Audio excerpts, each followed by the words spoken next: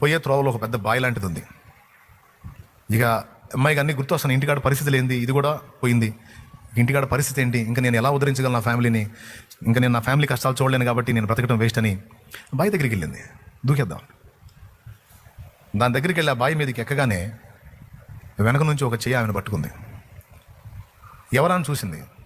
ఇందాక ప్రశ్నలు వేశారే, ఆ ఉన్న వాళ్ళలో ఒక వ్యక్తి ఆయన. సార్ నన్ను వదలండి సార్, నేను బతకలేను, నన్ను వదలండి సార్.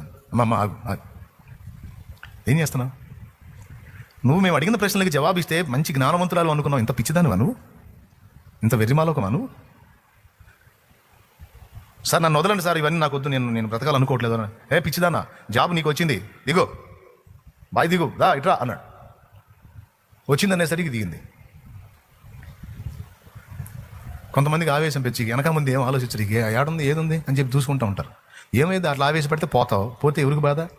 నువ్వు మామూలుగా ఇక్కడ చావటం కాబట్టి మళ్ళీ పాతాళానికి పోతావు, అగ్నిగుండానికి. బాధ కలిగినప్పుడు వెంటనే తాడు, చీర, సున్ని ఈ కాదు, దేవుడు గుర్తు రావాలి. ముందు దేవుని మీద నిరీక్షణ ఉంచాలి. తర్వాత అన్నాడు, నిన్న అది మీరు చెప్పింది చేయలేదు కదా సార్, నాకు జాబ్ ఎలా ఇస్తారంటే, లేదమ్మా ఎందుకు అట్లా చెప్పావంటే దాని వెనక నీ జాబుకు సంబంధించిన మ్యాటరే ఉంది అందులో, కానీ నువ్వు బుర్ర వాడతావు అనుకున్నావు, కానీ నువ్వు బలాన్ని వాడావు, తేడా పడ్డావు అన్నాడు. మీరేగా నీ బలమంతా ఉపయోగించి దాన్ని పక్కన జరిపి పెట్టమన్నారు అంది. పిచ్చిదానా, నీ బలం అంటే చేతులలో నీకున్న బలం, కాళ్ళలో నీకున్న బలం అని కాదమ్మా. 2 గంటల సమయం నీకు ఎందుకు ఇచ్చావు? నీ బలమంతా ఉపయోగించు అన్నావు.